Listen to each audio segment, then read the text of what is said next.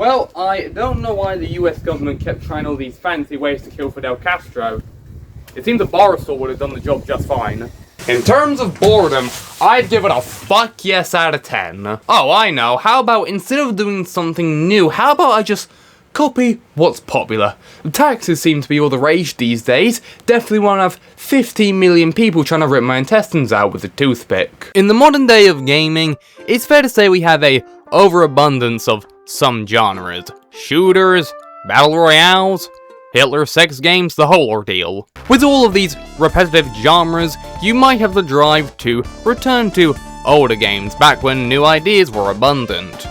Or were they? On the NES, SNES, and Mega Drive/Genesis, yes, you saw games like Legend of Zelda, Earthbound, SimCity, and other types of games, but you also, more or less, couldn't escape platformers. You could just switch off the console, but where's fun in that? Yes, we saw the takeover of platformers. With the success of Mario, Mega Man, and later Sonic the Hedgehog, the industry started to take note. Trust me, if you think the amount of generic FPS games now is bad, you haven't seen what the 80s and specifically 90s were like.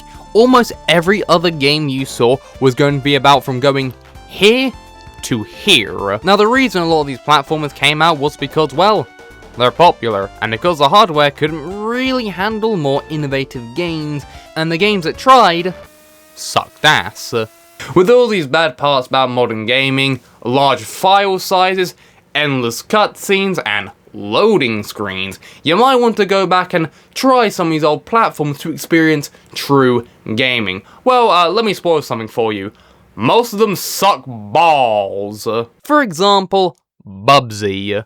On a scale from 1 to kill me now, I'd say here's the gun. The first Bubsy came out in 1993 for the Super Nintendo and Sega Mega Drive/Genesis, and it definitely wins the award for one of the most long game titles of all time. The full title is Bubsy in Claws Encounters of the Furry Kind. Well, at least you wouldn't know that by looking at the box art. The full title looks like a footnote on the side, like the information about the TV show. Wait, a TV show? Yeah, imagine that. You get your breakfast, you're waiting for your alcoholic mum to get out of bed to take you to school, but hey, you're all fine, you've got your Bubsy TV show. That kid will do horrible things. Now, how are the games themselves? Yeah, I said games. This was a series, 7 games, and they're still making more. There is a chance your favorite series could have less games than Bubsy. But how's the game? Yeah, it sucks ass. You run too fast for the screen, the jumping is the most clunkiest thing known to man, you die in one hit, you can die from fall damage. Tell me, what other platformer can you die from fall damage in? You have this glide mechanic, I don't know if it's any good because I die too fast to find out. Bubsy does not shut up. What could possibly go wrong? What could possibly go wrong? I don't know. The game design? You're also probably noticing, this is only footage of the first level. Do you wanna know why?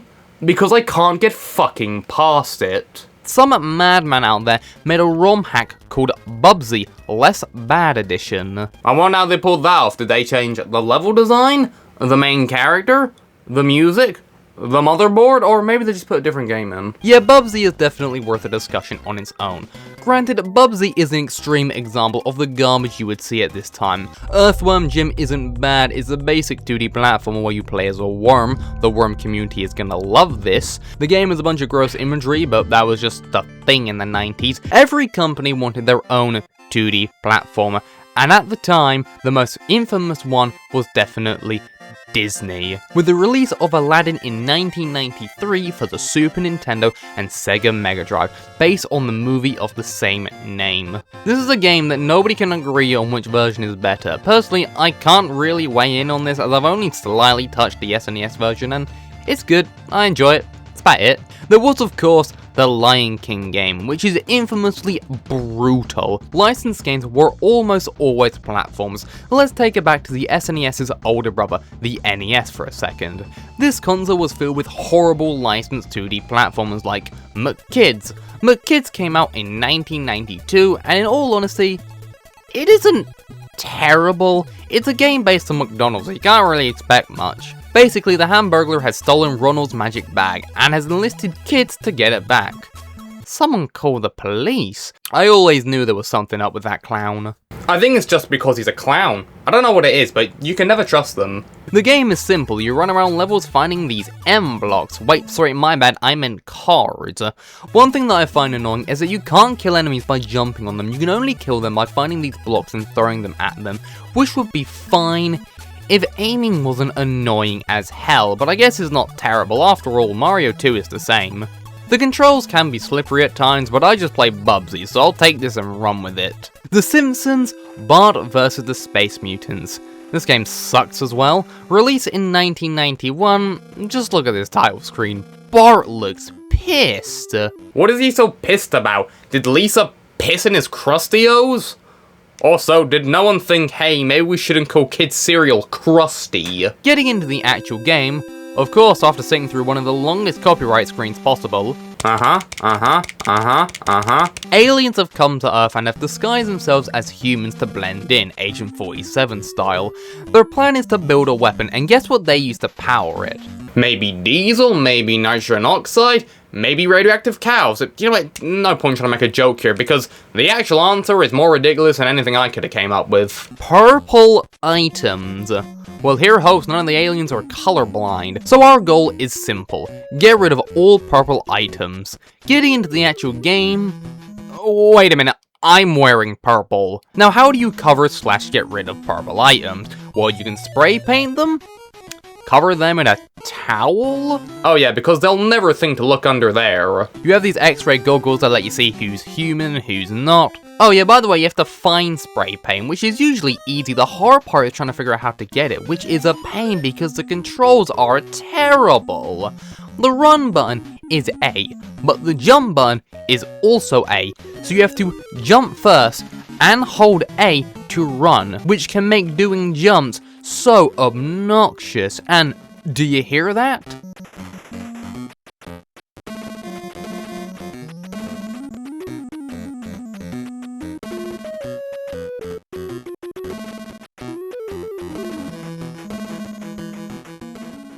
That's the Simpsons theme. A pretty good 8-bit remix, all things considered. That doesn't mean it's the only track I want to hear though. It's like how Ghostbusters, the only track in that game is the Ghostbusters theme, and it's the same situation here. Why yes, I do compare my biggest problems in life to Ghostbusters on NES. Let's go back to the Super Nintendo for a bit with Zool. Now, I know what you're thinking. What the fuck is a Zool? Zool released in 1992 for the Super Nintendo, Sega Genesis, Game Boy, Game Gear, okay, a lot of things. It was meant to be a rival for Sonic. Going into the game, for some reason I could only get it in Spanish. I don't know what the plot is, because it's in Spanish. After looking at the Wikipedia page, the game doesn't even seem to have one. You're just, well, that guy. Going into the first level, and a massive problem arises.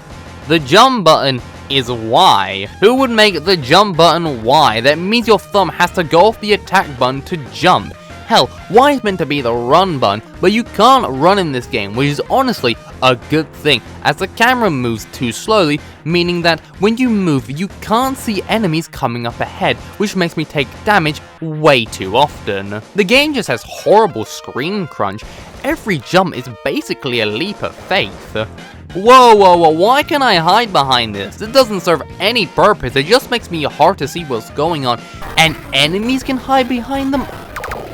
No, that's bullshit. What's even going on in this game? I'm a gremlin who's a ninja running around Candyland? This game is crazy high reviews, and I just have to ask why. It's not bad. It's just okay. The fact that you move faster than the screen just makes it unfair. The only way you're gonna progress in the game is to remember the exact pinpoint location of every enemy, and that's the only way you're gonna do it. Let's look at one more. Aero the Acrobat, released in 1993.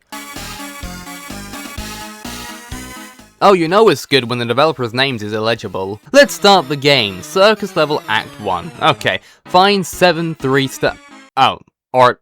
no, didn't even get the chance to think about reading it. Getting into the actual game, it suffers from bad screen crunch like Zool. Thankfully, not as bad though. In terms of moves, you can run, jump, you have this corkscrew spin, and this is how you attack enemies. and this move is one of the biggest problems in the game. The direction you go seems almost random, and in some cases I find it to make things harder. Also, this is the only way you can attack enemies, which might not sound bad for enemies in the sky. It's not, but for enemies on the ground, it's useless. So when you find yourself in a situation like this, where it's an enemy on the ground, just give up. There's no point in trying. Oh, come on. Fuck! Oh, piss off. Just try and go past him. Just try and go past him. Ah, it's a dead end. Fuck! You also have a move where you can hold still in the air for a couple seconds. But this move is absolutely pointless. You can't move in the air, so if you make a poor timed jump, it's not gonna save you. I think that Devs only put it in the game because, well, he's a bat. However, one thing I will say is that I feel once you've mastered the game's moves, it's probably really fun and fluid. It's definitely a easy to learn, hard to master moveset. Near the end of my playtime, I started to get actually pretty good at it. However, one thing I can't defend is this level design. The levels, instead of just being get to the end, instead you have to find and complete objectives. If you can read them in time, of course. So you'll just be running around these levels looking like an ass trying to figure out what to do. Plus, some of these levels just aren't fun. It's very much filled with beginner's traps. Take this balloon segment for example. See, in your average platformer you'd bounce on these, but not in this one. When you simply just land on them, they take you up to a ceiling of spikes. How was I meant to know that was there? And then there's this.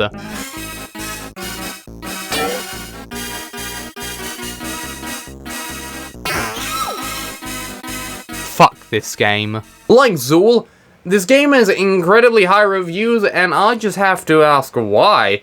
From what I played, it's okay. It's better than Zool, but not mind-blowing. So that's just a couple platformers from the 90s. Now, after that, they kinda disappeared. Now, why? Well, I think the obvious reason to start with is the explosion of 3D gaming with the release of the PlayStation and later N64 made 3D gaming possible. We went from, whoa, it's kinda like I'm a fox in a spaceship shooting people, to, wow, I had way too much to drink last night. Now granted, this style of platformer was basically made 3D with Crash Bandicoot, a 3D game where you move forward and backwards, left and right, but with the level design like this, it was basically the same as these old platformers. Then there's Mario 64, full 3D worlds where the goal isn't reach the end of the level, instead it's find the stars to progress through Peach's castle to play more levels. Now, Bubsy 3D anyone? Nothing. Usually that's how we catch psychopaths. From there, 2D platforms just kinda disappeared, just being seen on handhelds like the Game Boy Advance, while 3D games were on home consoles. Eventually they came back with the rise of 2D platforms from indie devs, and especially from the new Super Mario Bros. Series. 2D platforms were also costing quite a bit of money that probably wasn't being made back. While yes, they sold really well, they also required specific chips that drastically increased the prices that companies definitely didn't want to pay, especially since we're about to enter the N64 and PS1 generation. The price just wasn't worth it, especially on devices like the Sega Saturn, which was a 2D powerhouse. People just didn't want them anymore because the market just had too many. The 2D platform market was just too saturated. That doesn't mean they were all bad, it just means there were too many. Name me 10 SNES games that aren't 2D platformers, you'd really struggle. 9 out of the 21 games on the SNES Classic Edition are 2D platformers. The Mega Drive Mini has at least 12. 2D platformers were truly in their prime during the 90s, however, with the market being so saturated and with 3D, they just kinda disappeared. Thankfully, they're back better than ever with games like Cuphead and Hollow Knight. However, Hollow Knight is a Metroidvania like Castlevania. It's still a 2D game where you do platforming, let me have this, damn it. Now, while a lot of the games I talked about today weren't, you know, good, they still were 2D platformers. Now, how is this whole tax thing I was working on? Give me a second. Hello? Yeah? Okay. So, turns out, instead of 50 million people trying to rip my intestines out with a toothpick, instead it's 20 billion. Wow, I really pissed off the ants, didn't I? Well, you know what they say, that's life.